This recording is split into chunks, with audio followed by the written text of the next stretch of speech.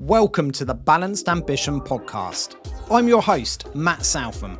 Here, we delve into candid conversations with entrepreneurs, exploring both their business journey and their secrets to maintaining mental well-being. As we navigate the balance of ambition and inner peace, I hope you find insights, inspiration, and invaluable takeaways in every episode. Thank you for joining us. Hi, Molly, welcome to the show today. I want to start just by giving you the opportunity to tell me a little bit about you. Give me some context to your life. Yeah, thanks for having me on, Matt. I'm very excited to be here. I'm Molly. I am a social media manager, and last year I started with my partner a social media agency called So Very Social. So we both collectively have about 6 years experience working within mainly the travel and hospitality industry within social media. And last year we decided to take the plunge and set up our own agency. Brilliant. I mean, social media is, such a huge part for a lot of businesses, but a lot of people seem to misunderstand it. And what I mean by that is people think that posting on social media is marketing, but actually the marketing side is actually having a bit of a strategy and understanding why you should be posting and getting all that right. It's not a simple case of just doing a post. Is that your take on it as Yeah. well? Yeah, absolutely. And I think where a lot of businesses, particularly in our industry, I think you either really get it right or you really don't get it right. And what I mean by that is like the giants of the company, like Airbnb, Booking.com, they can really get it right and show people what they want to see. They're not always trying to sell to people. They are showing people what they can experience. But particularly smaller businesses within our industry that we found tend to be only a sort of 1-2 man band, and they don't have the time to put into social media because they just think of it as a headache and hard work. And that's where they get stuck. They don't know which direction to go into. So they tend to not. Yeah. I mean, you've hit a couple of bits there on, social media. Yeah, it's not just a sales tool. You've got to be social, haven't you? In fact, you've even put that Yeah. in your business name. Yeah. Yeah. Yeah, absolutely. I mean, it's being talked about a lot recently how you have to sell the experience, and it's not, people don't want to be sold to anymore. People don't want to go onto their Instagram, TikTok, Facebook feeds and see a company selling to you, because it really turns you off to that particular product, maybe even that particular company.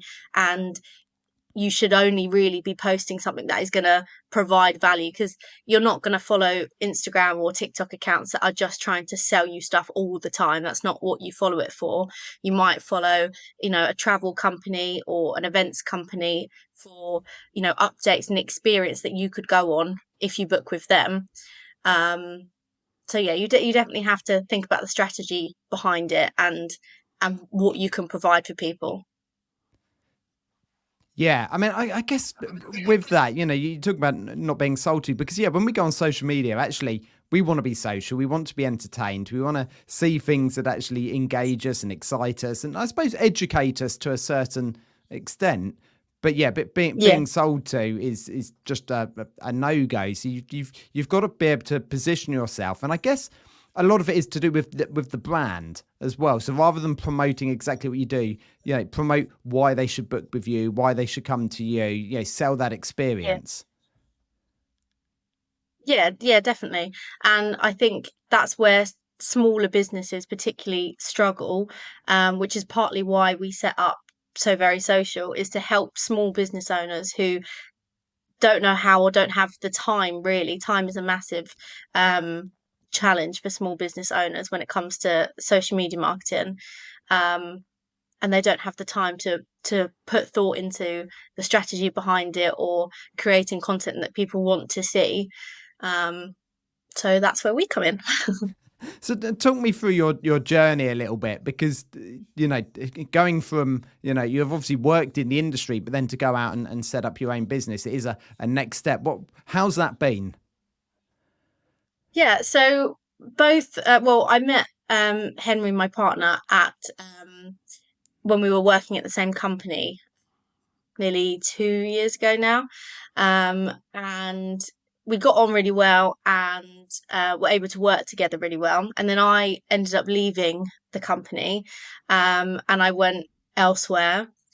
Um, and I was only in that job for 4 weeks. I thought I'd got a great, job. I was had been given a bigger title.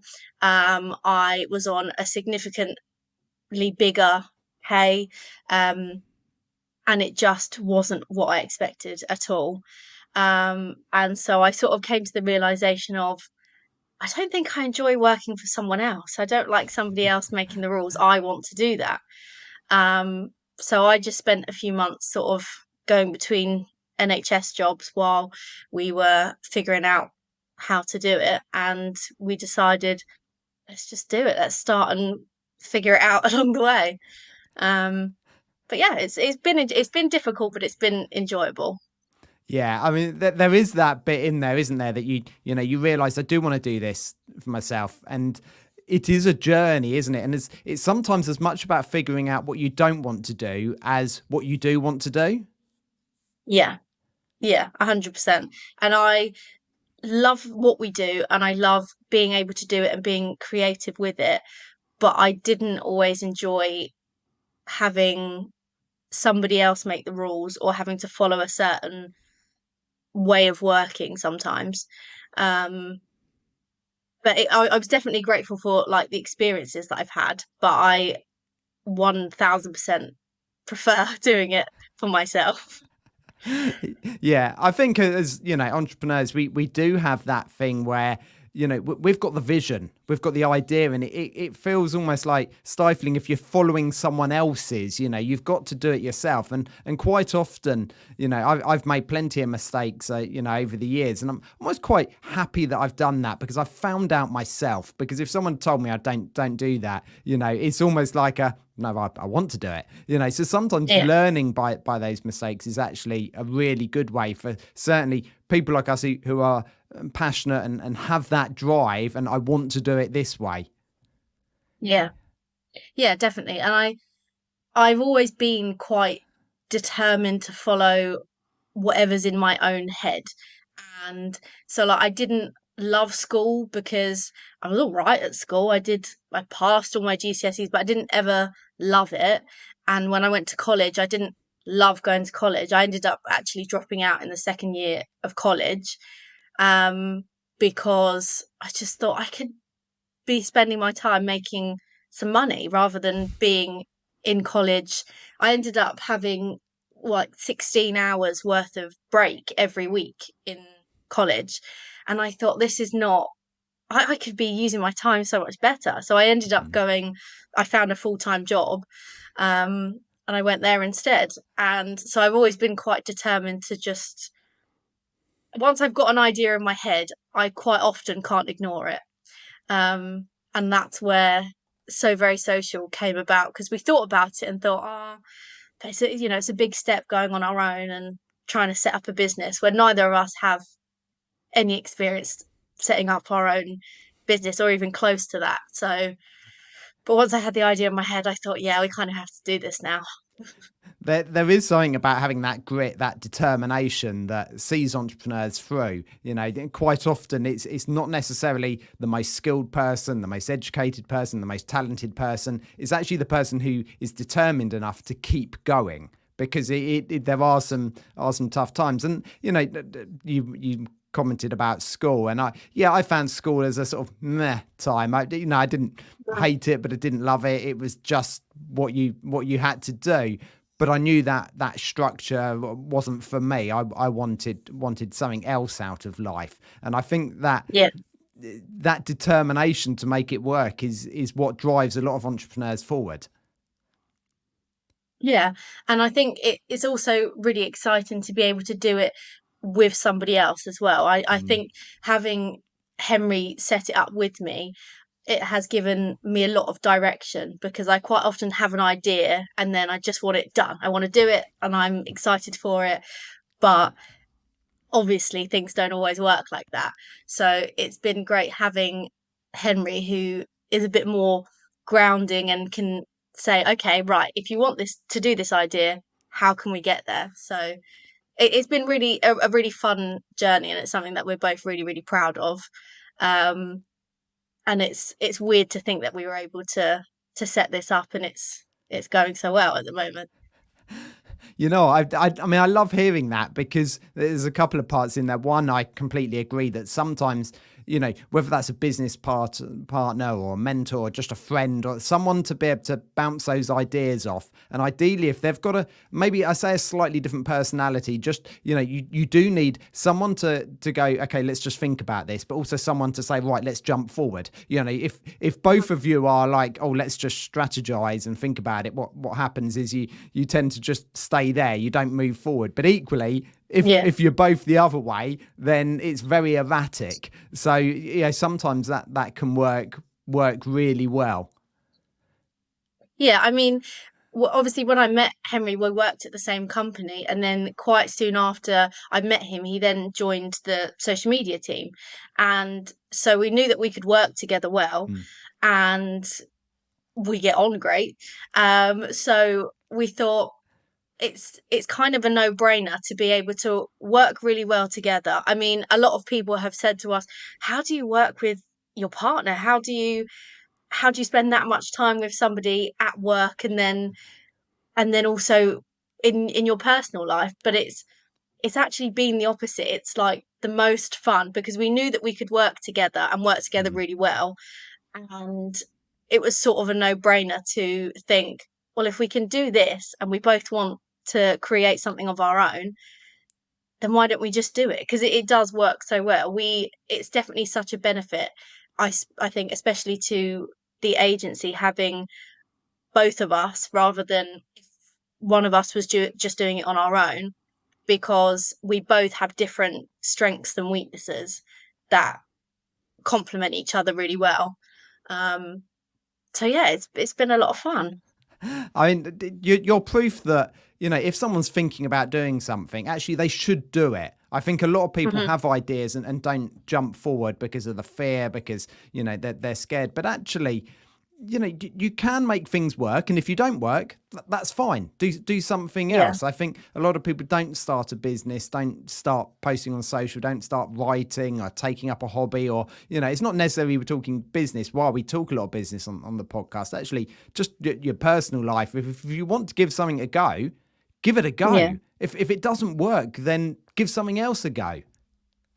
yeah, yeah. And I really, really resonate with that. I think we both do because we've always said if it doesn't work, what is the worst that's going to happen? It's fine. Like it's nothing.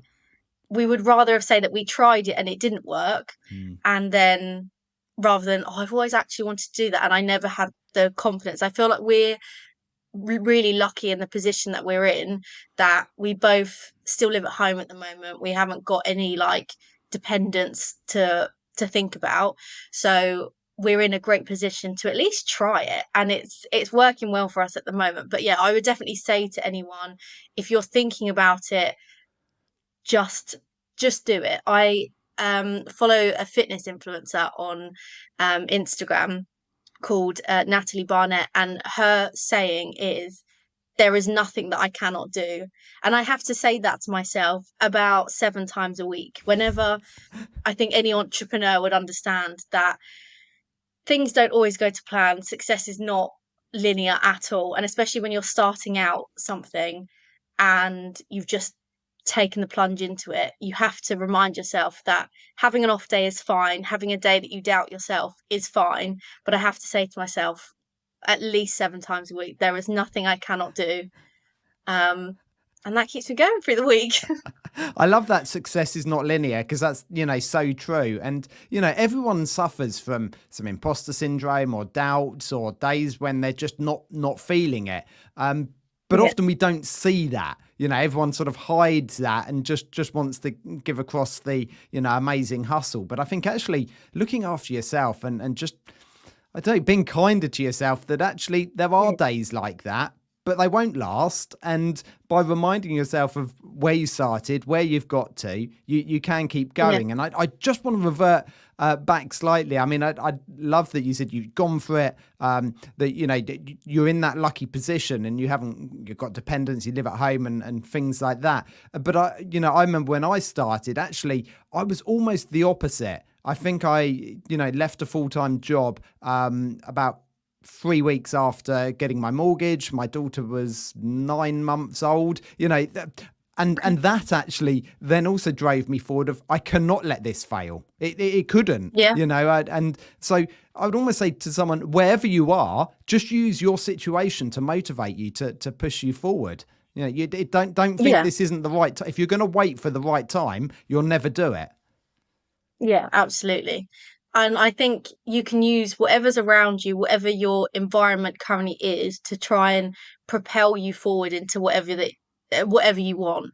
Like, I have some days, to be totally honest, where I'm so tired, but I feel like if I'm not doing something constantly, then I'm failing. Or if I feel like even if I've caught up with the entire week and I actually have a day where I don't need to be doing anything today, I think, right, well, I need to find something to do, or, today's not been successful. And Henry has to remind me, like, you've just come off night shift. It is okay to have a day where you're doing absolutely nothing.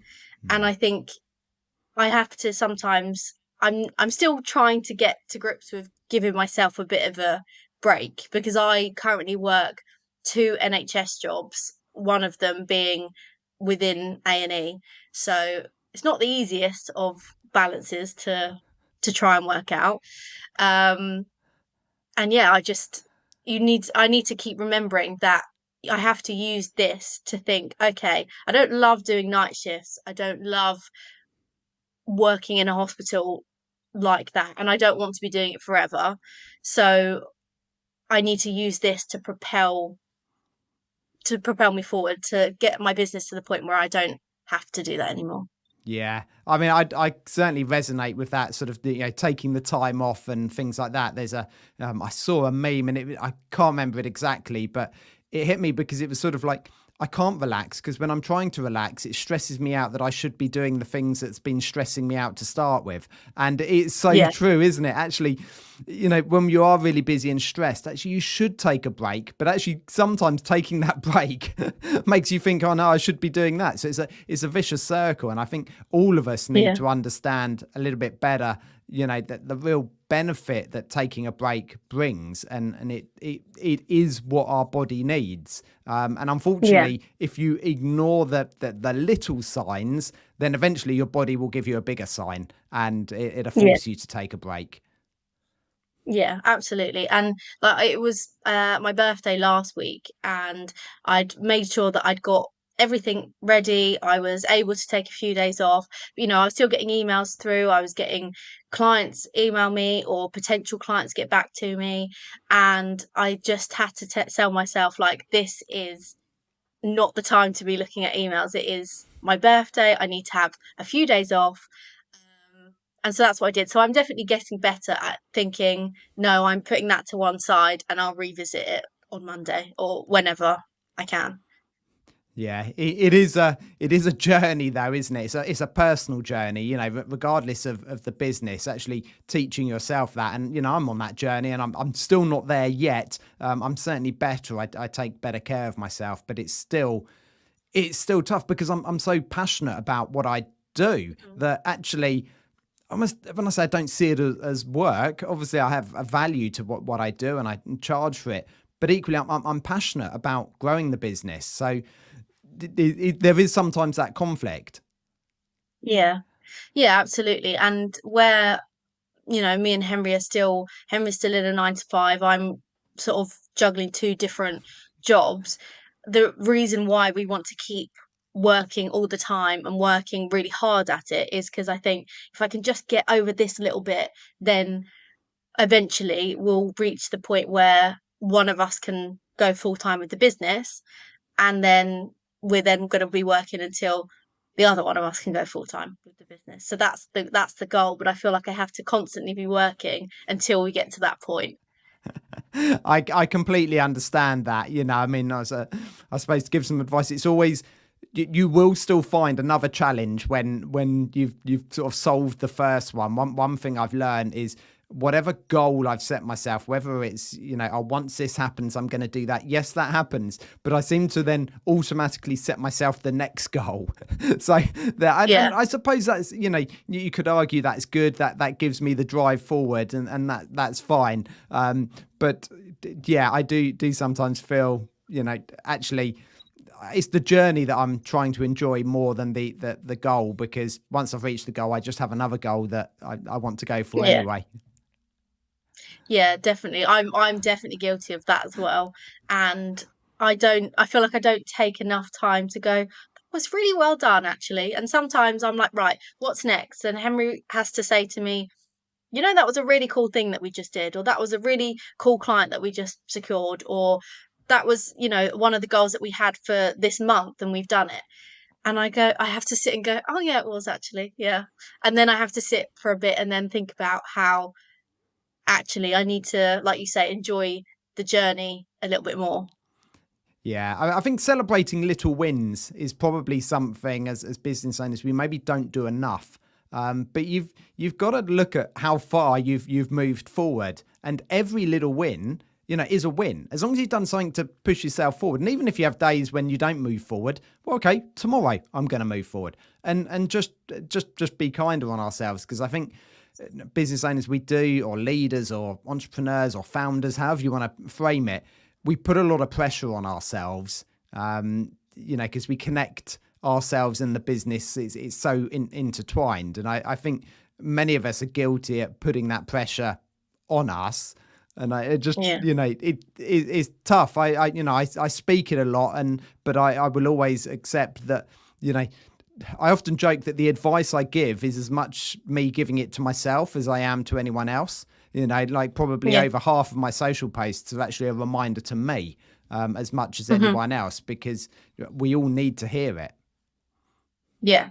Yeah, definitely. And that's why I'm incredibly grateful that I started this with Henry, because I Mhm. think if I just had my own voice talking myself through it, there would be some days that are a lot harder than they actually are. Sometimes it just needs, you know, somebody to either bounce ideas off or bounce a bit of stress off. And then it's like, okay, I feel better now. I can resume to, you know, normal working day.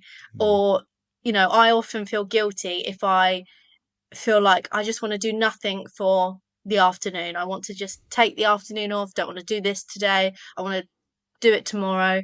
And I feel guilty. But then I have to remind myself the whole reason we started our agency is so that we have the freedom to do that when we want to do it.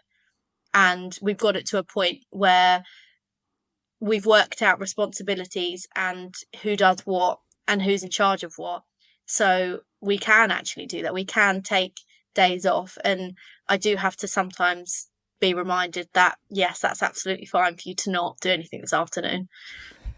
Yeah, completely. I think, and I love that you've almost set roles and responsibilities for each of you, because often if there's two founders, both of you want to do everything, but actually Mhm. the best use of both of your times is working out your skill set, and actually, who's best to do each role. So, I mean, your big goal is obviously to get it to a stage where both of you are able to do this full time. You know, Yeah. what I suppose my question is, what are you doing on that? Are you, you're building up clients, I guess is the simplest way Yeah. to do that. Yeah, so we're building up clients at the moment, and before we started the agency, before we went live with anything, we obviously did a business plan, and we sort of worked out in the company that we worked for before, um we would look after not clients, but it was similar to that, separate different accounts that we would Yeah. look after. And so we worked it out on that basis. So I thought, okay, if we had our own clients for our own agency, I worked out that I could probably at that point handle 5 on my own without needing too much assistance from from Henry. So Henry will help with content, Henry will help with editing, Henry will help with lots of things behind the scenes, and I will do at the moment most of the forefront stuff. And I think that it's getting to the point where we're soon going to reach over that 5 client threshold. So we're going to need to sort of rejig that and then hopefully get to a point where one of us at least then can go full time. So yeah, it's just building clients up at the moment, but we've got a plan for how that's going to work. Brilliant. I love that you've because I've sort of got it planned out and you're ready to move forward. So let's talk about social media for other people. So people who aren't using an agency, what's your Yeah. sort of one tip? You spoke about don't just sell, be social. But what Mhm. advice do you give to any business owner who's doing their own social media? Don't be scared of it and have fun with it. I think a lot of people, particularly if you're not from a generation that you grew up with social media sort of came into your generation, you might be fantastic at, selling holidays, you might be fantastic at running events, you might be, amazing at renovating properties, but you might not be as amazing at showing them off. But my advice would just be don't be scared and have fun with it. It doesn't need to be serious. The less serious, the better sometimes. Just put your own personality into your social media. And I think, particularly in the industry that we work in with travel, hospitality, events, you can have so much fun with it, so much personality with it. Um, but yeah, don't be scared of it. Just have fun, try some different types of content out. Um, but also don't be afraid to ask for help. We get people sometimes that just asking advice. They're happy to do their social media themselves, but just want a little bit of advice from, you know, experts in the industry. Um, and yeah, we're happy to give that to people as well. I guess, that was great what you were saying about, have fun with it and experiment because actually you need to understand what content is going to work. And you Mhm. can't always test this in an office. I often say you need to put content out there, see what resonates with your audience. What Yeah. content do they want to see? And especially if you're maybe not from the generation that your target market is, you're not appealing Mhm. to them, you might not know what the best content is. So actually just create some and put some out. Yeah. Yeah, my advice would always be just trial and error works more than you think it would work because you can't know what's going to work if you don't try anything that's going to work. You need to just, have fun with it. But a lot of people, I mean, I know even myself particularly, I was a bit nervous about putting my face to camera, shooting videos that we're actually in, but more people are more attracted to your business when they can see a bit of personality behind it, a bit of trust behind it. So it's great showing off, the furniture in your Airbnb or, the meal that you could get at your restaurant. But adding a bit of personality creates trust within your social media following. And it also makes people more inclined to actually come and visit and actually try out your product, try out your service, because people feel a more of a connection to it rather than just static images or no images at all. Yeah, I mean that authenticity and showing up and actually, having your personality come across. I mean, we talk about branding quite a lot and personal brands and company brands, and that is just showing up. It's your reputation, and that's what people connect with the sort of days of completely faceless businesses. And what I mean by Mm. that actually is a business without a personality, without a brand. Yeah. It's not necessarily that you always have to show your face, but show the personality behind the business is really key. Yeah, definitely. And a lot of people, I feel, are scared to join these trends, are scared to join, TikTok trends or things that are most popular on Instagram. They're scared to do it because they think, I don't want to be on camera. And actually, I didn't want to be on camera either. But you have to realize that you sort of have to separate yourself from the rest of the market. Um, but it can be more fun to create content than you think. I think people that don't have a lot of experience on social media immediately think, I speak to a lot of business owners that immediately think, I didn't grow up with it, I don't know how to do it, so I don't want to.